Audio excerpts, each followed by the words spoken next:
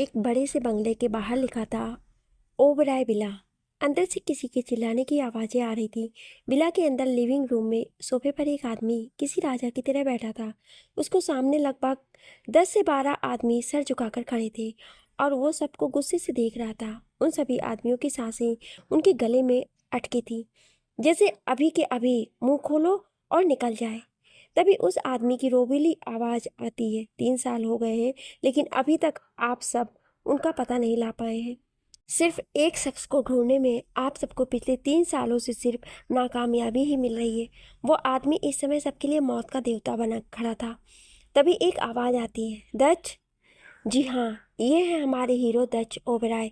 दिखने में ऐसे कि कोई एक बार भी देख ले तो उसकी नज़र ही ना हटे इनके ऊपर से। 6.5 फुट हाइट, गोरा रंग, कत्थई आंखें, बॉडी ऐसी कि ग्रीक गॉड भी शर्मा जाए। हल्की बियर्ड, जेल से सेट किए हुए बाल, राजाओं जैसा औहदा। वैसे राजा कहना कोई गलत नहीं होगा, क्योंकि देश की सबसे बड़ी कंपनी ओबेरॉय ग्रुप के ये अकेले मालिक हैं। कुछ साल पहले इनके माँ पापा की डेथ हो गई थी, जिसके पीछे भी एक राज है। तो कैसे लगे हमारे हीरो? अपना नाम सुन के दच जब पीछे पलटता है तो देखता है कि विजय सीढ़ियों से नीचे आ रहा था। उसके पीछे ही उसकी बीवी सेजल भी आ रही थी। उन दोनों को देखकर दच सभी आदमियों को जाने के लिए बोल देता है। तभी विजय उसके कंधे पर हाथ रखकर बोलता है, भाई मिल जाएगी वो, इस तरह गुस्सा करने से वो नहीं मिलेगी।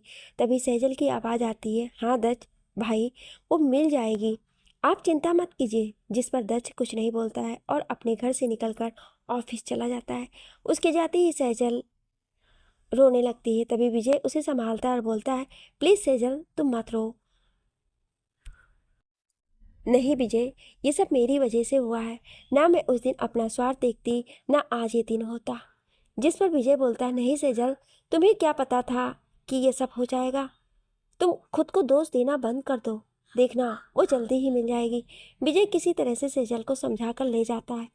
आइए जानते हैं इनके बारे में। ये है विजय सिंह, दक्ष की जिंदगी के सबसे कीमती इंसान, उसके दोस्त, भाई, परिवार, सब कुछ। और ये है इनकी पत्नी सेजल। सेजल 5 मंथ प्रेग्नेंट है। तो ये रहे हमारे हीरो का इंट्रोडक्शन। अब आते हैं हमारी हीरोइन के पास। एक छोटा सा घर जो कि बहुत ही सलीके से सजाया गया है। चारों ओर से फूल और पौधों से, राइट साइड में एक छोटा सा झूला और घर के दरवाजे के पास एक छोटी सी एंजल का स्टेचू है। अंदर से गाने की आवाज़ आ रही है, आवाज़ भी ऐसी कि जो सुन ले वो खुद ही खिंचा चला जाए। ये गाना एक लड़की गा रही है जो दिखने में किसी परी से कम नहीं लग रही थी। बड़ी बड़ी काली काजल से सनी आंखें, कमर तक लहराते बाल, कुंदन सा चेहरा, होठों पर पिंक लिपस्टिक। वो मंदिर में लट्टू गोपाल की मूर्ति के सामने आरती करते हुए गाना गा रही थी। मन बसिया ओ कान्हा रंग रसिया ओ कान्हा पवन, प्रभाती जग को जगाते भंवरे भी करते हैं गुंज पंख, पसारे उड़ उड़े पखेरे सिंदूरी सिंदूरी आंगन मंगल, मंगल बेला मंगल सौरभ सौरभ सारा भुवन नयन, चरणों में फूल चढ़ाने आई तेरी राधा, मोहन मन बसिया ओ कान्हा रंग रसिया ओ कान्हा। गाना खत्म होता है तभी एक बच्ची जो शायद 5 साल की होगी वो बोलती है, दीदी आपकी आवाज़ कितनी प्यारी है, मेरी रोज की सुबह बहुत ही अच्छी होती है। जिस पर कशिश बोलती है, जिया आपका ये माखन हम पर नहीं लगने वाला है, जल्दी तो बताइए आज क्या शरारत की है आपने। जिस पर वो जिया बोलती है, दीदी मैं ज़्यादा कुछ नहीं किया है, बस गलती से चिंटू के आगे के 2 दांत गलती से। इसके आगे वो चुप हो जाती है। कशिश हैरान होकर, जिया ये क्या किया आपने। इधर दच अपनी कार खुद ड्राइव कर रहा था। उसके आगे पीछे 6 से 8 गाड़ियां थी जिससे बॉडीगार्ड थे। दच कार ड्राइव करते हुए बहुत कुछ सोच रहा था और गुस्से से अपना हाथ डैशबोर्ड पर गुस्से से हाथ मारता है और बोलता है, आखिर कहाँ हैं आप, कब से आपको ढूंढ रहे हैं। आपको ढूंढे बिना, आपसे मिले बिना तो मुझे चैन ही नहीं आने वाला। उसकी आंखों के सामने कुछ दृश्य आते हैं, जिसे एक शादी का मंडप, एक घूंघट में बैठी एक लड़की, शादी और जलता हुआ गठबंधन का जलता हुआ दुपट्टा। तभी उसका ध्यान उसके फ़ोन रिंग टोन से टूटता है।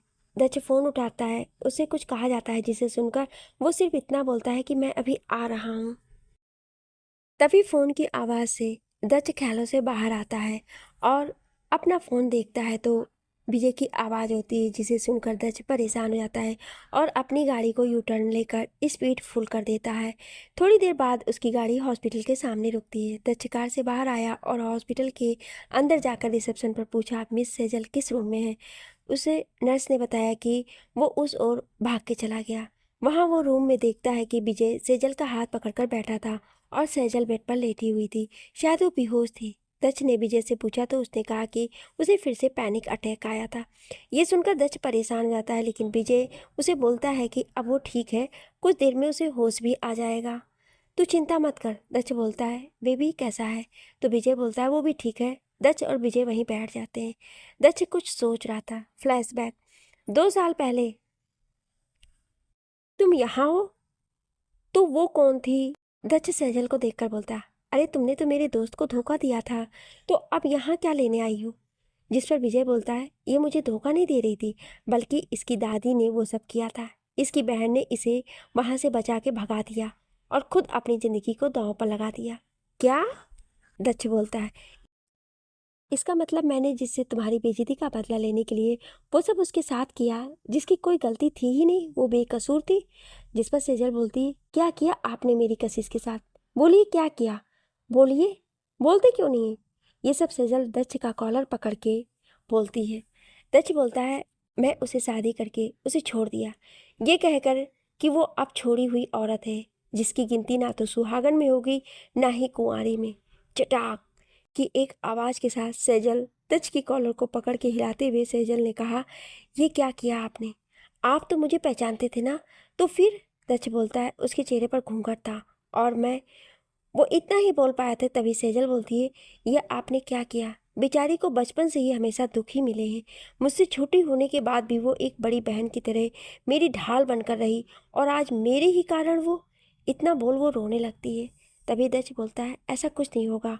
अब वो दक्ष ओबेरॉय की वाइफ है, उसे उसका ओहदा, सम्मान और वो सब मिलेगा जिसकी वो हकदार है, लेकिन पहले मुझे उससे माफ़ी मांगनी होगी। इतना बोल वो निकल जाता है। फ्लैशबैक एंड, फ़ोन की रिंग से दक्ष की तंद्रा टूटती वो देखता है उसके ऑफिस से फ़ोन है। वो पिक करके बोलता है, मैं आज ऑफिस नहीं आ पाऊँगा, तुम सब संभाल लो, और वो नई सेक्रेटरी का इंटरव्यू भी देख लेना। Okay sir. बस इतनी आवाज़ से फ़ोन कट जाता है। इधर कशिश दक्ष के ऑफिस में इंटरव्यू देने के लिए निकल गई होती है। मैनेजर को उसकी स्किल बहुत ही पसंद आती है, उससे ज़्यादा वो मैनेजर को पसंद आ जाती है। उसका सिलेक्शन हो जाता है। वो खुशी खुशी घर जाती है, लेकिन रास्ते में उस मंदिर मिल जाता है तो वो वहाँ चली जाती है। इधर दक्ष अपने वॉलेट में एक तस्वीर देख रहा होता है। वो हॉस्पिटल से घर जा रहा था, तभी वो कार को रोक कर देखता है सामने एक मंदिर है। वो नहीं जानता है कि क्यों उसका मन आज इतना बेचैन हो रहा है। वो भी कार से निकलकर मंदिर की ओर चल देता है। वो शिव और पार्वती का मंदिर होता है, जिसके सामने सर झुकाकर दक्ष बोलता है, हे ईश्वर, आपकी अर्धांगिनी आपके साथ है। हम भी अपनी अर्धांगिनी को ढूंढ रहे हैं। इतना समय गुजर गया है, अब और नहीं प्रभु, अब तो उन्हें मिला दीजिए प्लीज़। इतना बोल उसकी आंखों से नमी का एक कतरा उसके चेहरे पर होकर गुजर जाता है। तभी उसे एक प्यारी सी आवाज़ आती है, जो किसी के भजन के गाने की होती है। नमामि शमीशानि निर्वाणरूपं विभुं व्यापकं ब्रह्मवेदस्वरूपं निजं निर्गुणं निर्विकल्पं निरीहं चिदाकाशमाकाशवासं भजेहम्। ये आवाज़ ना जाने क्यों, लेकिन दक्ष को अपनेपन का एहसास दिला रही थी। वो धीरे धीरे उस आवाज़ की ओर जाने लगता है। वो देखता है कि एक लड़की जिसने ब्लू कलर का सूट पहना हुआ था, उसके कमर तक बाल जो चोटी में बंधे थे। दक्ष जब उसके चेहरे को देखता है तो एकदम से दंग रह जाता है। उसके होठों से धीरे से निकलता है, कशिश। इधर विजय सेजल को लेकर घर आ गया था। तभी उसके फ़ोन पर दक्ष की कॉल आती है। उधर की बात सुन के हैरान हो जाता है और सेजल को बताने जाता है। वो देखता है कि सेजल कशिश की फ़ोटो को लिए बैठी होती है और उसकी आंखों से आंसू बह रहे होते हैं। विजय जाकर उसके आंसू पोंछता है और बोलता है, बेबी अब रोना बंद करो, क्योंकि अब खुश होने की बारी है। जिस पर सेजल उसे ना समझ की नज़रों से देखती है। विजय बोलता है, आपकी बहन और मेरी भाभी का पता चल गया है और वो इसी शहर में है। ये सुनकर सेजल झट से विजय के गले लग जाती है और बोलती है, मुझे उससे अभी मिलना है। विजय उसे शांत करवा कर कहता है, तुम शांत हो जाओ, मैं तुम्हें ले चलूंगा, अब थोड़ी देर में दक्ष आ रहा है। तभी उन्हें दक्ष की गाड़ी की आवाज़ आती है। विजय सेजल को संभाल कर नीचे हॉल में लाता है। दक्ष उन दोनों को देखकर दोनों को साथ में गले लगा लेता है। उसके चेहरे पर एक अलग ही खुशी थी जिसे सेजल और विजय दोनों समझ रहे थे। सेजल के पूछने पर दक्ष उसे सब बता देता है। कुछ देर में एक आदमी आता है। वो वही आदमी था जिसे दक्ष ने कशिश के पीछे लगाया था। जब वो उसे मंदिर में देखा था तो उसकी पूरी जानकारी निकालने के लिए उसके पीछे अपने एक भरोसेमंद आदमी को लगा देता है। ये वही आदमी था। दक्ष, बोलना शुरू करो। आदमी, सर, मैम इसी शहर में है। यही कुछ 15 या 20 दिन पहले आई थी। उनके साथ में एक 3 साल की बच्ची भी है जिसका नाम जिया है। मैम उसे लेकर एक छोटे से घर में किराए पर रहती हैं और उन्होंने आज ही आपकी कंपनी में जॉब अप्लाई किया है और वो आपकी एज ए असिस्टेंट ज्वाइन की है। उसकी खुशी में वो आज मंदिर गई थी। दक्ष बोलता है, उस लड़की के बारे में कुछ पता चला जो उनके साथ है? आदमी, सर, वो एक अनाथ लड़की है जिसे मैम ने गोद लिया है, लेकिन वो कैसे मिली और मैम इतने दिन कहाँ थी ये अभी नहीं पता चला है। इतना बोल वो शांत हो जाता है। सेजल बोलती है, वो सब मैं पूछ लूँगी जब मिलूँगी तब। लेकिन उस आदमी की आगे की बात सुनकर उन सभी के होश आ जाते हैं। दक्ष तो एकदम जड़ हो जाता है, समझ नहीं आता है कि वो रिएक्ट कैसे करे। लेकिन वो आदमी वहां से चला जाता है। दक्ष अभी भी वैसे ही बैठा हुआ था। सेजल उसके पास आकर बोलती है, दक्ष भाई आप चिंता मत कीजिए, सब ठीक हो जाएगा। विजय भी उसे समझाता है। तभी दक्ष बोलता है, आप दोनों उससे मिलने के बाद उसे नहीं बताएंगे कि उसकी शादी मुझसे हुई थी। मैं सही समय देखकर उसे सब कुछ सच बता दूंगा। सेजल और विजय दोनों हाँ में अपना सर हिला देते हैं।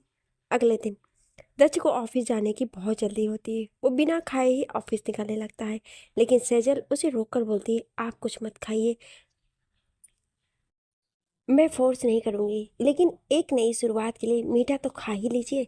ये बोल वो उसे खीर खिलाती है। दक्ष भी खाकर उसके सर पर हाथ रखकर चला जाता है। दक्ष के लिए सेजल एक छोटी बहन जैसी होती है। ऑफिस पहुंचकर दक्ष बोलता है, उसकी जो नई असिस्टेंट है उन्हें मेरे केबिन में भेजना, ओके। थोड़ी देर बाद जब कशिश ऑफिस आती है तो सभी लड़के उसे देखकर उस पर से नजरें नहीं हटा पाते हैं और लड़कियां तो जलकर राख हो जाती हैं। अब हमारी कशिश थी ही इतनी खूबसूरत। वो जब दक्ष के केबिन में आती है तो दक्ष भी उसे देखता रह जाता है। नीले रंग के सूट में वो बहुत ही खूबसूरत लग रही थी। दक्ष भी उसे देखकर सब कुछ भूल जाता है। अचानक उसके फ़ोन की रिंगटोन से उसका ध्यान हटता है। वो फ़ोन अटेंड करके कुछ बोलता है और कशिश को बैठने को इशारा करता है। जब वो फ़ोन से फ्री होकर कशिश को देखता है तो कशिश एक फाइल पढ़ रही थी। वो कशिश को देखकर एक गहरी स्माइल देकर बोलता है, तो मिस कशिश, अपने बारे में कुछ बताइए। कशिश अपनी क्वालिफिकेशन के बारे में बताने लगती है तो दक्ष बोलता है, मिस कशिश, आपकी जानकारी मुझे पता है आपके रिज्यूम से। आप अपने बारे में बताइए। कशिश बोलती, सर आप मेरी पर्सनल लाइफ के बारे में जानकर क्या करेंगे? दक्ष बोलता है, मिस कशिश, आप शायद भूल रही हैं कि आप मेरी पर्सनल सेक्रेटरी हैं, तो आपकी पर्सनल लाइफ के बारे में जानना मेरा काम है। जिस पर कशिश सिर्फ अपने और जिया के बारे में बताती है। जिस पर दक्ष बोलता है, और कोई नहीं है आपकी लाइफ में? तो कशिश कहती है, और भी एक है सर, लेकिन वो कहाँ है मुझे नहीं मालूम। तो दक्ष बोलता है, ठीक है, आपसे एक और काम था, आप कल ही मेरे घर में शिफ्ट हो जाइए। जिस पर कशिश चौंक के पूछती है, क्यों? तो दक्ष बोलता है, मेरा ऑफिस का ज़्यादा काम आजकल घर से ही होता है, क्योंकि मेरी सिस्टर प्रेग्नेंट है और मेरे और उसके पति के सिवा घर में सिर्फ मैड ही है। तो आप होंगी तो मेरा काम भी हो जाएगा और उसे आपकी कंपनी भी मिल जाएगी। कशिश बोलती, ओके सर, लेकिन मैं एक बार उनसे मिलना चाहूँगी। ओके, आज शाम आप मेरे साथ मेरे घर पर चलकर मेरी बहन से मिल सकती हैं। कशिश, सॉरी सर, लेकिन मैं आपके साथ आपके घर नहीं जा सकती। आप उन्हें ऑफिस बुला लीजिए या तो मैं उनसे कहीं बाहर मिल लूँगी। दक्ष, क्या आपको मुझ पर भरोसा नहीं है? कशिश, भरोसा तो मैं अपनी परछाई पर भी नहीं करती। तो आप तो जस्ट अभी अभी मिले हैं। दक्ष, मिस कशिश, ज़िंदगी में भरोसा करना सीखना चाहिए, क्या पता कब कौन अपना निकल जाए। कशिश, सर मैं इन बातों को नहीं मानती हूँ और हम इस बात पर बात नहीं कर रहे थे। आप बताइए कि आप अपनी सिस्टर को यहाँ बुला रहे हैं या कहीं बाहर? अब मैं कहूँ कि आपको उससे मेरे घर पर ही मिलना होगा तो? कशिश, अपना बैग लेकर, तब मैं सिर्फ आपको ऑफिस टाइम पर ही मिल पाऊंगी। दस, अगर मैं ये बात ना मानूँ तो? कशिश, तो थोड़ी देर में मेरा रेजिग्नेशन लेटर आपके टेबल पर होगा। दस, अपने मन में, जैसा सेजल ने बताया था ये तो उससे भी ज़्यादा गुस्से वाली है। बेटा दस, सोच ले इसके साथ पूरी ज़िंदगी कैसे बिताएगा। मिस कशिश, आप अपने केबिन में वेट कीजिए, मेरी सिस्टर कुछ ही देर में ऑफिस आती होंगी। कशिश अपने केबिन में जाकर काम समझने लगती है। इधर दक्ष सेजल और विजय को सब बता देता है। सेजल खुश होने के साथ साथ नर्वस भी होती है। वो क्या कहेगी अपनी बहन से, वो कैसा रिएक्ट करेगी, यही सोचकर वो ऑफिस पहुंचती है। वो बहुत ज़्यादा डेस्परेट थी कशिश से मिलने के लिए। सेजल जब दक्ष के केबिन में पहुंचती है तो दक्ष उसे सोफे पर आराम से बिठाता है। विजय उसके पीठ के पीछे एक कुशन लगा देता है जिससे उसे आराम मिले और बैठने में कोई प्रॉब्लम ना हो। सेजल बस कशिश से मिलना चाहती थी। दक्ष बिना देर किए फ्यून से कशिश को बुलाने को बोलता है। थोड़ी देर में कशिश जब दक्ष के ऑफिस में केबिन का डोर नॉक करते हैं तो सेजल की धड़कनें बढ़ जाती हैं। दक्ष खुद जाकर डोर खोलता है। कशिश अंदर आती है, लेकिन जब उसकी नज़र सेजल पर पड़ती है तो वो एकदम बर्फ की तरह जम जाती है। कासू, सेजल सिर्फ इतना ही बोल पाती है। दीदू, कशिश ये बोलकर जाकर सेजल के गले लग जाती है। दोनों फूट फूट कर रोने लग जाती हैं। दोनों काफ़ी देर तक एक दूसरे के गले लगी रहती हैं। दक्ष और विजय की आंखें भी नम थी। तभी सेजल को कुछ एहसास होता है। तभी उसके कानों में दक्ष की आवाज़ पड़ती है। दक्ष, कशिश। सभी शॉक्ड हो जाते हैं। सेजल देखती है कि कशिश बेहोश होकर गिरने वाली थी कि तभी दक्ष ने उसे संभाल लिया होता है। कशिश दक्ष की बाहों में झूल रही होती है। सेजल, कासू कासू, क्या हुआ, आंखें खोल बच्चा। वो बहुत ही पैनिक करने लगती है। विजय जाकर सेजल को संभालता है। दक्ष कशिश को लेकर अपने ऑफिस में अपने केबिन से जुड़े रूम में ले जाता है। उसे बेड पर लिटा देने के बाद वो अपने असिस्टेंट से डॉक्टर को बुलाने को बोलता है। सेजल उसके पास बैठकर उसका सर सहला रही होती है। उसे कशिश और अपने बचपन की एक बात याद आती है। फ्लैशबैक। कासू रुक जा, बाबा ने मना किया है ना। नहीं दीदू, आज नहीं, आज मैं किसी की नहीं सुनूंगी। और वो बाहर चली जाती है। कासू, ये लड़की मेरी सुनती क्यों नहीं। हे भगवान, इस बार नहीं। थोड़ी देर बाद, दीदू मैं आ गई और ये लीजिए। इतना बोल कशिश एक प्लेट उसकी ओर बढ़ाती है। उस प्लेट में रसमलाई होती है जो कि सेजल को बहुत पसंद होती है। आज सुबह ही उससे वो छीन ली गई थी। कशिश, अब देखिएगा, बाद में, पहले फिनिश कीजिए। सेजल जैसी ही एक बाइट लेती है वैसे ही कशिश की दर्द भरी चीख गूंजती है। दीदू, कासू, नहीं। फ्लैशबैक इन। सेजल झट से उठ जाती है। तभी एक लेडीज डॉक्टर रूम में एंटर होती है। दक्ष, विजय और सेजल बहुत ही टेंशन में होते हैं। डॉक्टर के बाहर आने पर सभी उनसे पूछते हैं। दक्ष, विजय और सेजल एक साथ, डॉक्टर अब कैसी है, वो बेहोश क्यों हो गई थी, वो ठीक तो है ना। डॉक्टर, रिलैक्स, घबराने की कोई बात नहीं है, वो बस स्ट्रेस की वजह से बेहोश हो गई थी। मैंने इंजेक्शन दे दिया है, उन्हें शाम में होश आ जाएगा। दस, मैं गाड़ी से निकलता हूँ, कशिश को लेकर घर चलते हैं। विजय और सेजल भी हाँ बोलते हैं। दक्ष कशिश को अपने बाहों में लेकर पीछे के रास्ते से निकलकर घर की ओर जाते हैं। कशिश को गाड़ी में बिठाकर दक्ष किसी को कॉल करता है। दक्ष, हेलो सर। दक्ष का भरोसे बॉडीगार्ड, कशिश के घर जाओ, वहाँ पर एक छोटी बच्ची होगी, उसे लेकर मेंशन आ जाओ। सेरा, ओके सर। दक्ष गाड़ी को अपनी मेंशन की ओर बढ़ा देता है। वहाँ जाने से पहले ही विजय फ़ोन करके कशिश के लिए रूम तैयार करवा देता है। मेंशन पहुंचकर दक्ष कशिश को तैयार रूम में ले जाकर लिटा देता है। सभी नौकर हैरान होते हैं कि लड़की कौन है। सभी हॉल में बैठकर बातें कर रहे थे कि तभी कुछ शोर सुनकर वो सभी बाहर आते हैं और बाहर का नज़ारा देखकर सभी शॉक्ड रह जाते हैं। एक बड़े से घर में एक आदमी जिसकी उम्र लगभग 40 या 45 साल होगी, वो कुछ आदमियों पर चिल्ला रहा होता है। 2 साल हो गए हैं और तुम लोग एक लड़की को ढूंढ नहीं पाए। और गुस्से से उन सबको गोली मार देता है। जो मेरे काम का नहीं, उसे जीने का कोई हक नहीं है। इतने में उसके पीछे एक आवाज़ आती है। क्या हुआ, नहीं मिली ना। वो मैंने पहले ही कह दिया था, एक बार उसे अपना बना लो फिर करना शादी, लेकिन नहीं, तुम्हें तो उसे रिझाना था। अब नहीं मिल रही है। एक औरत जो कि यही 70 के आसपास होगी, वो बोलती है। दोनों बहनें हाथ से निकल गईं। मुझे उसकी बहन से कोई लेना देना नहीं है। वो आदमी चिल्लाता है। आदमी, अब वो इसकी सजा जिंदगी भर भुगतेगी। मुझसे भागना इतना आसान नहीं है। ये बोल वो सामने एक फोटो पर हाथ फेरता है। औरत, तुम मेरे पूरे पैसे मुझे दे दो और मैं अपने घर चली जाऊं। तभी वो आदमी उस औरत का गला दबाने लगता है और अपने दांतों को पीसते हुए बोलता है, जब तक मेरी जान मुझे नहीं मिल जाती तुम कहीं नहीं जा सकती। इतना बोल वो उसे छोड़ देता है। वो औरत जोर जोर से सांस ले रही होती है। दक्ष के मेंशन में दक्ष, विजय और सेजल बाहर का नज़ारा देखकर हैरान हो जाते हैं। क्योंकि एक अकेली बच्ची ने उसके सभी बॉडीगार्ड्स की हालत खराब कर दी थी और सेरा उसके सर से खून बह रहा था और उसके कपड़ों से लग रहा था जैसे उसने कीचड़ में नहाया हो। तभी दच की रोकदार आवाज आती है, स्टॉप दिस नॉनसेंस। उस आवाज को सुनकर सब रुक जाते हैं और वो लड़की जब दच को देखती है तो दच भी उसे देखकर पहचान जाता है। वो बच्ची, अरे स्मार्टी अंकल, आप यहाँ? क्या इन सब ने आपको भी किडनैप किया है? मैं अभी इन्हें सबक सिखाती हूँ। ये बोल वो उन बॉडीगार्ड की ओर बढ़ने लगती है। तभी दच उसे उठा लेता और बोलता है, एंजल, आपकी दीदू का नाम कशिश है? जी हाँ। एंजल, हाँ। मैं अपना सर हिला देती है और बोलती है, क्या आप मान गए? आप मेरी दीदू से शादी करोगे ना? नच, हाँ, मैं सिर हिला के, लेकिन अभी आप अपनी दीदू को कुछ मत बताना, ओके? जिया अपनी छोटी उंगली दच की उंगली में फंसाकर, पिंकी प्रॉमिस। दच, पिंकी प्रॉमिस? ये बोलो उसके गालों को चूम लेता है। दच, रीना सर्वेंट को बुलाता है। Reena, yes sir. दच, ये हमारी लिटिल प्रिंसेस है, इन्हें कुछ खाने को दे दो और इनके कपड़े भी बदल दो। और जिया की ओर देखकर, एंजल, आप इनके साथ जाओ, ओके? जिया, ओके स्मार्टी अंकल। जिया के अंदर जाने के बाद विजय और सेजल दच को घूर कर देखते हैं और पूछते हैं कि जिया को कैसे जानता है।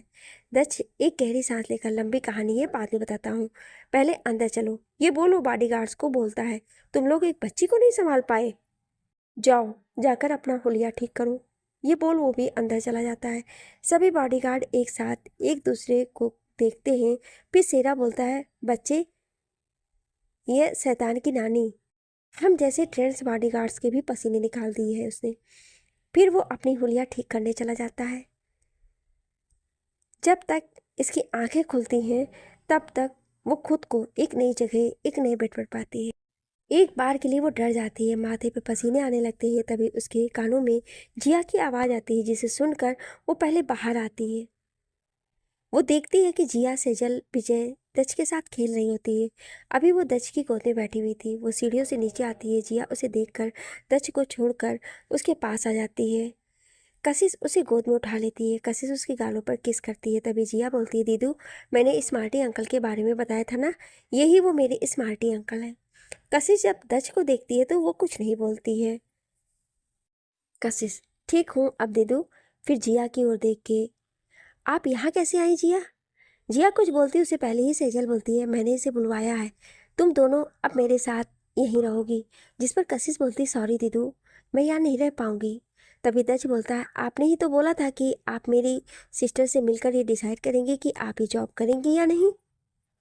जिस पर कशिश कहती है, आप पहले से जानते थे कि मैं सेजल दी की छोटी बहन हूँ। ये सुन दच थोड़ा अटक जाता है। उसे समझ नहीं आता है कि वो क्या बोले। तभी सेजल बात को संभालते हुए बोलती है, नहीं कासू, उन्हें नहीं पता था। वो तो जब तुम बेहोश हुई थी तब मैंने इन्हें बताया था कि तुम मेरी बहन हो, जिसे मैं ढूंढ रही थी। ये बोल वो दच और विजय को कुछ इशारे करती है, जिसे समझकर वो दोनों उसकी हाँ में हाँ मिलाते हैं। तभी सर्वेंट आकर बोलती है, डिनर तैयार हो गया है। जिस पर सब डिनर के लिए चले जाते हैं। लेकिन कशिश बोलती है कि उसका फास्ट है तो वो कुछ नहीं खाएगी। जिस पर दच उसे जूस के लिए बोलता है तो वो मान जाती है। सभी अपने कमरे में डिनर करके चले जाते हैं। आज सभी सुकून से सो रहे थे, सिवाय कशिश के। उसे दच को देखकर ना जाने क्यों अजीब लग रहा था। उसकी आवाज़ जैसे उसने कहीं सुनी हो, लेकिन उसे याद नहीं आ रहा था। फिर वो इस ख्याल को झटक कर सो जाती है। इधर दच के कमरे में दच कशिश की बड़ी सी फोटो, जो कि उसने अपने कमरे में लगाई थी, जिसके बारे में किसी को नहीं पता था। दरअसल दच के कमरे में किसी को भी जाने की परमिशन नहीं थी, सिवाय एक वो था उसका भरोसेमंद आदमी, लेकिन वो भी बस सफाई के लिए ही जाता था। दच का कमरा कैसा दिखता है उस सर्वेंट के सिवा कोई नहीं जानता था। दच अपने कमरे में कशिश की एक बड़ी सी पोर्ट्रेट बनवाई थी, जिसमें वो दुल्हन के जोड़े में थी। वो उस फोटो को देख रहा था, लेकिन आज 2 साल बाद उसकी आंखों में दुख नहीं बल्कि खुशी थी। वो उस पोर्ट्रेट को देखते ही देखते सो जाता है। अगली सुबह सबकी नींद एक भजन को सुन के खुलती है, जो कि कशिश गा रही होती है। ओम नमः शिवाय, हर हर बोले नमः शिवाय, ओम नमः शिवाय, हर हर बोले नमः शिवाय, रामेश्वराय शिव रामेश्वराय, हर हर बोले नमः शिवाय। गंगाधराय शिव गंगाधराय शिव। हर हर बोले नमः शिवाय। ओम नमः शिवाय। हर हर बोले नमः शिव। ओम नमः शिवाय। हर हर बोले नमः शिवाय। ओम। दक्ष के कानों में जब ये आवाज आती है तब वो नहाकर तैयार हो रहा होता है। भजन को सुनकर उसके चेहरे पर की स्माइल आ जाती है जो कि बहुत ही कम नजर आती थी। दक्ष आकर मंदिर में कशिश के पीछे खड़ा होता है। वो कशिश को पीछे से देखता है। आज कशिश ने येलो और वाइट कलर कॉम्बिनेशन का सूट पहना होता है। सर पे दुपट्टा रखे, हाथों में थाली लिए वो आगे गाती है। दक्ष को कशिश का चेहरा नहीं दिख रहा था, इसलिए वो उसके साइड में आकर खड़ा हो जाता है। उसकी नज़र जैसे कशिश पर जम जाती है। उसके होठों पर पिंक कलर की लिपस्टिक लगी होती है। उसकी आंख बंद होती है। दक्ष तो सिर्फ उसके होठों को खुलते बंद होते ही देख रहा था। कशिश के बाल हल्के गीले थे जिसे उसने एक तरफ कर रखा था। कशिश अपनी पूजा में खोई थी और दक्ष उसमें। विजय और सेजल उनके पीछे खड़ी थी जो कब से सब कुछ नोटिस कर रहे थे। उन्हें दक्ष की कंडीशन पर हंसी भी आ रही थी। कशिश अपनी पूजा खत्म करके जैसी ही मुड़ती है, दक्ष जो कि एकदम उसके बगल में खड़ा होता है उससे टकरा जाता है। उसके हाथों से पूजा की थाली गिरने की होती है। तभी दक्ष अपने एक हाथ से कशिश को और एक हाथ से थाली को पकड़ लेता है, लेकिन इस चक्कर में पूजा की थाली से सिंदूर उछलकर कशिश और दक्ष के ऊपर गिर जाती है, जो कि दक्ष के बाल से झड़कर कशिश के मांग और उसके माथे पर लग जाता है। ये सब देखकर शॉक्ड हो जाते हैं, लेकिन कशिश की आंखें डर की वजह से बंद हो जाती है। जब उसे होश आता है तो वो खुद को दक्ष की बाहों में छुड़ाकर भाग जाती है। अपने कमरे में जाकर वो खुद को देखती है तो उसकी आंखें आंसुओं से भीग जाती हैं। अचानक से कशिश को कुछ याद आता है, जिसे याद करके उसके सीने में दर्द होने लगता है और उसको अपना सर घूमता हुआ महसूस होता है और वो चक्कर खा के गिर जाती है। सेजल जो कशिश के पीछे पीछे ही आती है, वो उसका रूम का दरवाज़ा खुलवाने की कोशिश करती है, लेकिन जब वो नहीं खुलता है तब वो परेशान होकर दक्ष और विजय को आवाज़ देती है। उसकी आवाज़ सुनकर दोनों आते हैं। सेजल उन्हें बताती है कि कशिश दरवाज़ा नहीं खोल रही है, तो वो दोनों भी डर जाते हैं। दक्ष दूसरी ओर की तरफ से दरवाज़ा खोलता है, देखता है तो कशिश फर्श पर बेहोश पड़ी है। वो जल्दी से उसे उठाकर बेड पर लेटाता है और डॉक्टर को कॉल करता है। डॉक्टर थोड़ी देर में आती हैं और कशिश को चेक करके बोलती हैं कुछ नहीं, बस ज़्यादा स्ट्रेस लेने की वजह से बेहोश हो गई हैं, थोड़ी देर में होश आ जाएगा, ये बोल वो चली जाती है। विजय भी दक्ष के कहने पर सेजल को आराम करने के लिए कहकर चला जाता है। सेजल कशिश को छोड़कर जाना नहीं चाहती थी, लेकिन विजय के जोर देने पर चली जाती है। कशिश बेड पर लेटी हुई है और दक्ष उसके हाथ को पकड़ के उसके पास बैठा हुआ था। एक घर जिसके एक कमरे में एक लड़की कोने में घुटनों को मोड़ करके बैठी है। उस कमरे का इंटीरियर बहुत ही डरावना है। उस रूम में बस एक पीली सी लाइट ही जल रही है। उस कमरे की पूरी दीवारें ब्लैक कलर की हैं और बेड से लेकर सारा फर्नीचर भी ब्लैक कलर का ही है। वो लड़की डरी सहमी सी बैठी है। तभी उसके कमरे का दरवाज़ा खुलता है। एक आदमी जिसने ब्लैक कलर का 3 पीस सूट पहना हुआ है, वो धीरे धीरे उसके पास आता है और उस लड़की के बालों को पकड़ के खींचते हुए बाहर लेकर आता है। वो छूटने की कोशिश करती है, लेकिन मजबूत पकड़ से छूट नहीं पाती है। तभी उसकी नज़र सामने एक लड़की पर पड़ती है जिसे कुछ 5 से 6 आदमियों ने पकड़ रखा था। वो उनसे छूटने की पूरी कोशिश करती है, लेकिन वो सब उसे ललचाई हुई नज़रों से देखकर छू रहे थे। वो बुरी तरह से रो रही थी। उसे देखकर उस आदमी से कहती है उसे छोड़ दीजिए प्लीज़, उसकी कोई गलती नहीं है, मैं आपकी सारी बातें मानने को तैयार हूँ, लेकिन उसे जाने दीजिए। जिस पर वह आदमी उसके बालों पर अपनी पकड़ और मजबूत करके दांत पीसते हुए बोलता है, कैसे इसकी गलती नहीं है? इसने तुम्हें मेरी जान को मुझसे दूर करने की कोशिश की है, तुम्हें भगाने में इसी ने मदद की थी, तो इसकी सज़ा तो इसे मिलनी ही चाहिए ना, जाने मन। वो उसके आगे हाथ जोड़ती है, लेकिन वो अपने आदमियों से बोलता है, देख क्या रहे हो, कार्यक्रम शुरू करो और जाने मन तुम देखो, बहुत ही मज़ा आने वाला है, और ये भी जान लो कि मैं अपने दुश्मनों को क्या हाल करता हूँ। इतना बोल वो जोर जोर से हंसने लगता है। इधर वो सभी मिलकर उस दूसरे लड़की की किसी गोश्त को देखकर जैसे कुत्ते टूट पड़ते हैं, वैसे ही सब उस पर टूट पड़ते हैं। वो चीखती है, लेकिन उसकी कोई नहीं सुनता है। थोड़ी देर बाद एक आवाज़ आती है, कासू भाग जाना यहाँ से। इतना बोल वो दूसरी लड़की हमेशा हमेशा के लिए शांत हो जाती है। सर, ये तो मर गई। रावी चीखते हुए कशिश उठ जाती है। ये सब कशिश सपने में देख रही थी। वो जोर जोर से सांसें ले रही थी।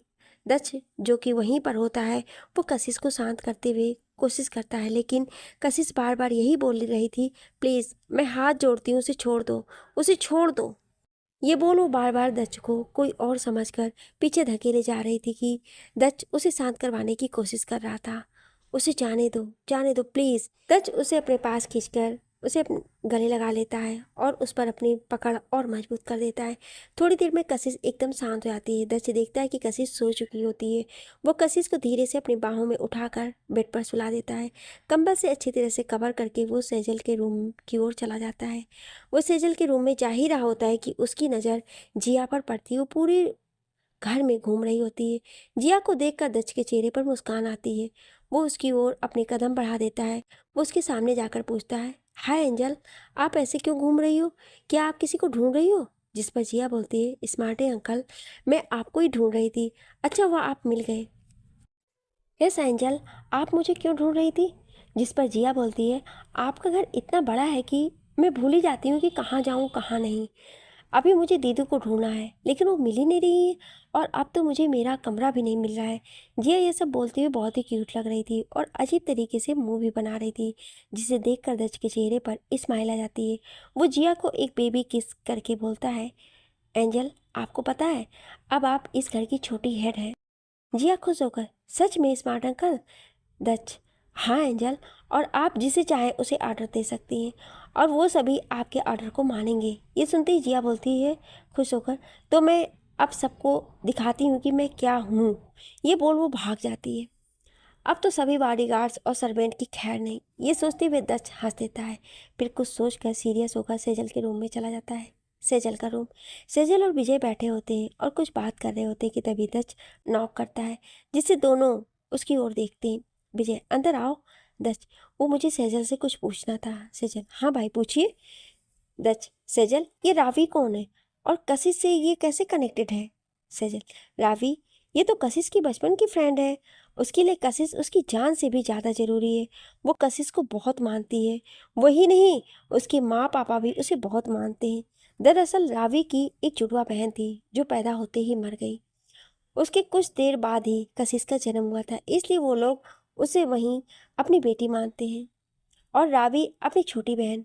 हम तीनों का बचपन साथ ही बीता है। पापा जब माँ के जाने के बाद चले गए थे तो मैं और कशिश रावी के घर अंकल आंटी के साथ थे। लेकिन तुम क्यों पूछ रहे हो? दच उन्हें सब बता देता है। जब कशिश ने पैनिक होते हुए बोला था, ये सुन सेजल भी शॉक हो जाती है। उसे भी समझ नहीं आता है कि क्या माजरा है। तभी दच किसी को फ़ोन करके रावी के बारे में पता लगाने को बोलता है और फ़ोन कर करके बोलता है, शाम तक पता चल जाएगा। ये बोल वो कहीं चला जाता है। दच एक जगह पर अपनी कार रोककर उससे टिक कर खड़ा होता है। उसके जेहन में कशिश का डरा हुआ चेहरा घूम रहा था। वो अपने आप में ही उलझा हुआ था। वो सोच रहा था सिर्फ वो शादी ही नहीं बल्कि कुछ और भी है जो बहुत बुरा है, जिसके बारे में मुझे नहीं पता है। तुम्हें ढूंढने की कोशिश की, तुम 2 सालों तक गायब थी, फिर अचानक से 6 महीने से तुम यहीं रह रही हो।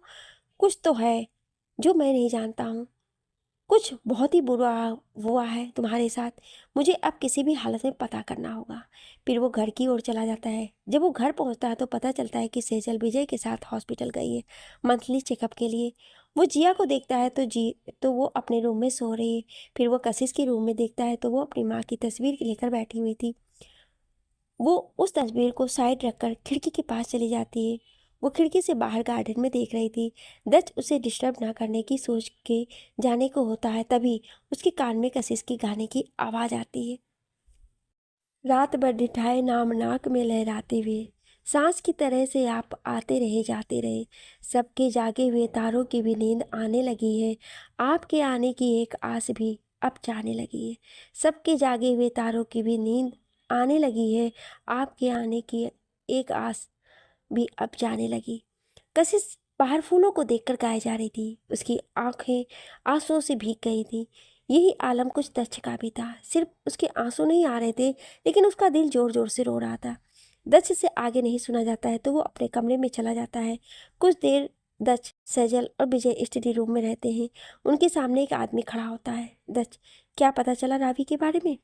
आदमी, सर, वो 2 साल से गायब है। पूछताछ करने में पता चला कि लोग कहते हैं कि वो जिंदा नहीं है। उनकी डेड बॉडी किसी को नहीं मिली, लेकिन कुछ लोगों ने कहा कि वो एक आदमी उनके पास आया था। उसने कहा था जो भी उसे बचाने की कोशिश करेगा उसका यही हाल होगा। उसने ये कहा कि राबी के साथ। सेजल, क्या हुआ राबी के साथ? बोलो, चुप क्यों हो? आदमी, उनके साथ न जाने कितने लोगों ने ही। इतना बोल उसने अपना सर झुका दिया। सभी उसकी बात समझ गए। उसने आगे कहा, अब वो शायद जिंदा भी नहीं है। सेजल, किसे बचाने? सब बातें बताओ। आदमी, जब राबी को पता चला है कि कशिश की शादी किसी अनजान आदमी से हो गई है, उसके 2 दिन बाद ही कशिश कहीं गायब हो गई है, तो उन्हें ढूंढने निकल गई। पता चला था कि कशिश मैडम कहाँ गायब है, उन्हें बचाने गई थी। उसी के साथ हादसा हो गया। इतना सुनते ही सब चौंक जाते हैं। सेजल, राबी कशिश को बचाने गई थी, लेकिन किससे? और ये सब? दत्त, इन सब का जवाब सिर्फ कशिश ही दे सकती है, लेकिन पहले उसे नॉर्मल करना होगा। ऐसी हालत में अगर उससे कुछ भी पूछेंगे तो उसे फिर से पैनिक अटैक आ सकते हैं। Sejal, panic attack? दत्त, हाँ, डॉक्टर ने बताया कि कशिश के साथ कुछ ऐसा हुआ है जो उसे याद आते ही वो पैनिक करने लगती है। पहले मुझे लगा कि इन सब का कारण मैं हूँ, लेकिन अब मुझे समझ में आ गया है कि कोई और भी है जो सिर्फ कशिश ही बता सकती है, और आपके पापा की डेथ की वजह भी शायद उसी से जुड़ी हुई है। इतना बोल वो वहाँ से चला जाता है। यहाँ दच अपने कमरे में कशिश की फ़ोटो के सामने, नहीं जानता कि तुमने कितना कुछ झेला है अपनी ज़िंदगी में। पहले लगा था कि सिर्फ मैं ही हूँ तुम्हारी तकलीफ़ों की वजह, लेकिन आज जानना है कि कोई और भी है इन सब की वजह। वादा करता हूँ तुम्हें, जिसने भी दर्द दिया है उसका सूद समेत वसूलूंगा उनसे। ये बोल वो घर से निकलकर चला जाता है। दच की गाड़ी उसके ऑफिस के सामने रुकती है। वो अपने आंखों पर ब्लैक शेड चढ़ाकर गाड़ी से निकलता है। उसके ऑफिस में पहुंचते ही एक साथ सब अलर्ट हो जाते हैं। लड़की की तो हालत ही डर से खराब हो गई थी, और लड़कियां तो बस उसको देखकर आए नहीं भर सकती थी। देखकर दच अपने ऑफिस के केबिन में जाता है। उसका असिस्टेंट उसके पास आकर, सर, मिस्टर खुराना आए हैं। वो अपने नए प्रोजेक्ट के बारे में कुछ डिटेल्स बताना चाहते हैं, आप कहें तो। इतना बोल वो चुप हो जाता है। दच कुछ देर की खामोशी के बाद, उनको मीटिंग हॉल में बिठाओ, मैं अभी आता हूँ। और सासा कहाँ है? सर, वो आज दोपहर तक ऑफिस आ जाएंगी। सासा दच के साथ कॉलेज में पढ़ती थी और अब उसके ऑफिस की इंजीनियर है। और सासा बहुत ही घमंडी है। वो दच को बहुत पसंद करती है, लेकिन दच के लिए वो सिर्फ उसकी कॉलेज फ्रेंड और ऑफिस में सिर्फ एक वर्कर है। जब दच मीटिंग हॉल में पहुंचता है तो देखता है कि मिस्टर खुराना बैठे हैं। सामने खड़ी अटेंडर को बहुत ही अजीब नज़रों से देख रहा था, और वो लड़की उसके सामने बहुत ही अनकंफर्टेबल थी, लेकिन फिर भी अपनी जॉब के लिए वो खड़ी है। दच को ऐसे लोगों से सख्त नफरत है जो औरतों पर गंदी नज़र रखते हों। ये सब देख दच अपनी रौबदार आवाज़ में, हेलो मिस्टर खुराना, और अटेंडर की ओर देखकर, यू कैन गो नाउ। ये सुन वो लड़की खुश हो जाती है और ऐसे वहाँ से भागती है जैसे उसके पीछे कुत्ते पड़े हों। दच को ये आदमी बिल्कुल भी पसंद नहीं है, लेकिन मजबूरी है इसके साथ काम करना। वो अपनी मीटिंग को ख़त्म करके निकलता है, तभी उसका पैर चेयर में फंस जाता है, जिससे राजीव गिरने के होता है। लेकिन दच उसे उसके हाथ को पकड़कर उसे बचा लेता है और उस पर व्यंग में बोलता है, मिस्टर खुराना, आंखें और दिमाग को एक जगह रखेंगे तो गिरने से बच जाएंगे। ये बोल वो निकलने को होता है, तभी वो देखता है कि राजीव की कार कोट से एक फ़ोटो गिरी है। वो उस फोटो को उठाकर देखता है तो हैरान हो जाता है, क्योंकि वो फ़ोटो कशिश की होती है।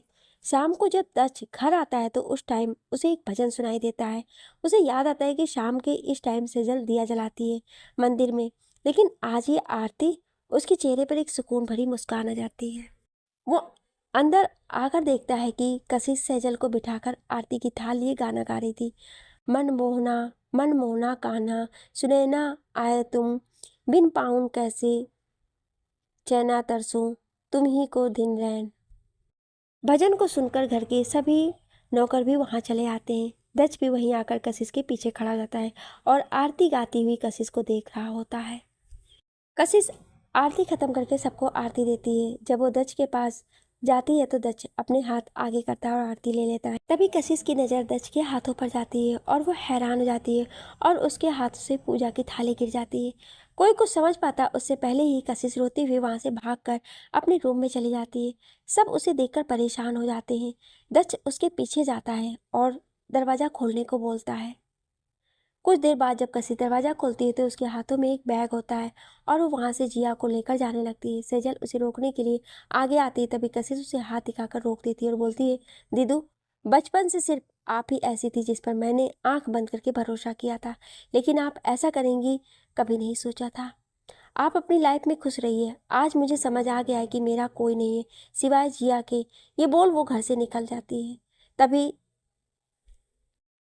दच उसे सामने खड़ा हो जाता है और अपनी रोबीला आवाज में बोलता है, अंदर जाओ अभी के अभी। कशिश गुस्से से, उस वक्त मैं मजबूर थी, अब नहीं हूँ, इसलिए आप मुझ पर अपनी जबरदस्ती अब नहीं कर सकते हैं। दस, क्या मैं क्या कर सकता हूँ क्या नहीं, मुझे तुम्हें समझाने की जरूरत नहीं है, इसलिए चुपचाप वापस जाओ। कशिश, मैं नहीं रहूंगी इस घर में। दच, एक सर्वेंट है, आप एंजल को लेकर जाएं। सर्वेंट जिया को लेकर चला जाता है। दच कशिश को जबरदस्ती अपने बाहों में लेकर ऊपर जाता है, लेकिन इस बार अपने कमरे में दच कशिश को वहाँ बेड पर बैठा देता है और उससे बोलता है, जब तक मैं ना चाहूँ तुम यहाँ से नहीं जा सकती हो। अब तुम्हें समझ में आ गया होगा कि मैं ये किस हक से कह रहा हूँ।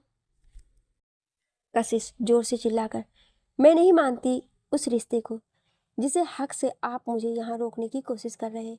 तो मिस्टर दच ओबराय, हटो मेरे रास्ते से और जाने दो मुझे, तुम कहीं नहीं जाओगी। दच भी गुस्से से चिल्लाकर बोलता है। कशिश, मिस्टर दच ओबराय, अब आप मुझ पर अपनी जबरदस्ती नहीं थोप सकते हैं। दच धीरे से कशिश की ओर बढ़कर, तुम मेरी बीवी हो और मैं तुम्हें अपने पास रखने पर पूरा हक रखता हूँ, समझ में आया तुम्हें। कशिश, आप जिस रिश्ते की बात कर रहे हैं मैंने उन रिश्तों को कब का मार दिया है, तो मुझे अपनी बीवी कहना बंद करिए। दच, तुम्हारे कहने से हमारा रिश्ता बदल नहीं सकता है, तुम मेरी बीवी हो और हमेशा रहोगी। कशिश, मैं नहीं मानती उस शादी को जिसने, इतना बोलो चुप हो जाती है। वो दच को नहीं बताना चाहती थी कि उसके पास्ट में क्या हुआ था। कशिश वहां से जाने लगती, तभी दच उसे पकड़कर बोलता है, तुम्हें मेरी बात समझ में नहीं आ रही है, मुझे मेरे असली रूप में आने के लिए मजबूर मत करो, समझ गई। तभी पीछे से सेजल की आवाज आती है, दच प्लीज मुझे कासू से बात करने दीजिए, आप अभी गुस्से में है, प्लीज एक बार मैं उसे समझाती हूँ। कशिश गुस्से से, क्या समझाएंगी आप मुझे हैं, क्या यही कि ये बहुत अच्छे हैं, मैं इन्हें अपना पति मान लूँ, यही ना। लेकिन ये कभी नहीं होगा। आपको तो अपनी हर खुशी मिल गई, लेकिन मेरा क्या, मुझसे तो मेरा सब कुछ छिन गया सिर्फ इस इंसान की वजह से। कशिश बहुत ही ज़्यादा पैनिक करने लगती है। सजल, मेरी बात को समझ कासू, दच ने जो भी किया वो सिर्फ एक मिस अंडरस्टैंडिंग की वजह से हुआ है। वो इतना ही बोल पाई थी कि कशिश उसे अपना हाथ दिखाकर चुप करा देती है और चीख के बोलती, आप तो ये कहना चाहती हैं कि मैं सब कुछ भूल जाऊं। सेजल की बाजू को पकड़कर, क्या भूल जाऊं मैं, क्या है, क्या भूल जाऊं, ये भूल जाऊं कि कैसे इनकी वजह से मैं एक छोड़ी हुई औरत कहलाती हूँ। क्या भूल जाऊं कि इस इंसान की वजह से उसने बाबा को मार दिया। क्या भूल जाऊं कि इस इंसान की गलतफहमी की वजह से मेरी राबू को उसके हैवानों ने मेरे सामने गिद्धों की तरह रोज दिया। ये भूल जाऊं कि उसकी वजह से मैं पवित्र होते हुए भी बेआबरू कहलाती हूँ। क्या ये भूल जाऊं मैं। आप आज ऐसो आराम की ज़िंदगी जी रही हैं, आपके पास पता है कुछ महीने में बच्चा भी आ जाएगा, लेकिन मैं ये सब नहीं भूल सकती हूँ। इस इंसान के उस एक फैसले ने मेरी ज़िंदगी को नरक से भी बदतर बना दिया। नरक, इतना बोलो बेहोश होकर धड़ाम से जमीन पर गिर जाती है। सेजल, कासू, दस जो कि पीठ किए सब सुन रहा था, वो भी सेजल की चीख सुनकर जब पीछे देखता है तो उसे कशिश बेहोश दिखाई देती है। वो जल्दी से डॉक्टर को फ़ोन करने को बोलकर कशिश को उठाकर बिस्तर पर लेटा देता है। सेजल भी उसके पास आती है, वो भी कशिश को उठाने की कोशिश करती है, लेकिन कशिश बेहोश हो चुकी थी। सेजल रोते हुए, मुझे नहीं पता था कि मेरे एक स्वार्थ ने मेरे कासू की ज़िंदगी को इतना दर्द दिया है, ये बोल वो रोने लगती है। विजय उसे संभालता है। 1 घंटे के बाद डॉक्टर जब कशिश को चेक करके जाती हैं तो दक्ष, सेजल और विजय सभी उनसे कशिश के बारे में पूछते हैं। तो डॉक्टर बोलती है, डॉक्टर देखिए मिस्टर ओबराय, मैंने पहले ही कहा था कि आप उनका ख्याल रखें, उन्हें ज़्यादा स्ट्रेस ना हो। मैंने उन्हें नींद का इंजेक्शन दिया है, वो कल सुबह की ही उठेंगी और कुछ टेस्ट किए हैं जिनकी रिपोर्ट कल शाम तक आ जाएगी। इतना बोलो चली जाती है। डॉक्टर के जाने के बाद दक्ष भी बिना कुछ कहे जाने लगता है। तभी सेजल बोलती है, 1 मिनट भाई, दक्ष उसकी आवाज़ सुनकर रुक जाता है। सेजल उसके सामने जाकर बोलती है, भाई कशिश की बातों को दिल पर मत लीजिएगा, वो अभी भी उस बात को दिल से नहीं निकाल पाई हैं। तो दक्ष बोलता है, नहीं सेजल, कोई बात और भी है जो कि कशिश को परेशान कर रहा है। मैं वो बात अब कैसे भी करके जान कर रहूँगा। ये बोल वो चला जाता है। दक्ष वहाँ से चलकर एक सुनसान जगह पर अपनी कार को रोकता है। वहाँ कोई नहीं होता है। दरअसल ये वो जगह थी जो कि दक्ष को उसके माँ पापा ने गिफ्ट की थी। दक्ष ने डिसाइड किया था कि वो यहाँ पर एक छोटा सा वुडन हाउस बनवाएगा, जहाँ वो कुछ पल शांति से अपने माँ पापा की यादों में बिता सके। वो यहाँ तभी आता था जब वो बहुत डिस्टर्ब होता था। दक्ष वहीं घुटनों के बल बैठ जाता है। उसकी आंखों में कशिश का रोता हुआ चेहरा और कानों में उसकी बातें गूंज रही थी। वो जोर जोर से चिल्लाता है, कशिश। उसकी आंखों से आंसुओं का जैसे सैलाब निकल रहा हो। इस समय अगर दक्ष को कोई देख लेता तो किसी को भी यकीन नहीं कर पाता कि ये वही दक्ष ओबराय है जिसे बिजनेस वर्ल्ड में किंग और डेविल के नाम से जाना जाता है। दक्ष थोड़ी देर बाद अपने आप को संभाल कर उठता है और खुद से वादा करता है, कशिश, आज मैं अपने माँ पापा की कसम खा के बोलता हूँ, तुम खुद मेरे पास आओगी, मेरी पत्नी की हैसियत से। और जिस इंसान ने तुम्हें दर्द दिया है उसे मैं अब जिंदा नहीं छोड़ूंगा। उसे मौत मिलेगी तुम्हारे हाथों। मैं उसे तुम्हारे हाथों मौत दिलवाऊंगा। जैसा तुम चाहो वैसा उसे मारना। ये मेरा खुद से वादा है। लेकिन पहले मुझे सारी सच्चाई को जानना होगा, कैसे भी करके, और मैं जान के ही रहूँगा। यहाँ एक आदमी एक किंग साइज सोफे पर बैठा होता है। उसके सामने खड़े आदमी की बात सुन वो जोर जोर से हंसने लगता है। फिर एक शैतानी हंसी के साथ बोलता है, अब बस कुछ दिन और जान, फिर तुम मेरी बाहों में होगी, लेकिन पहले पनिशमेंट्स भी भुगतनी होगी। वैसे मेरे साथ होना भी पनिशमेंट से कम नहीं है। ये बोल वो जोर जोर से हंसने लगता है। इस समय वो किसी राक्षस की तरह लग रहा था। कौन है ये आदमी? क्या दक्ष पूरी सच्चाई जान पाएगा? आगे ये कहानी क्या मोड़ लेगी, जानने के लिए सुनिए अगले भाग में। Thank you.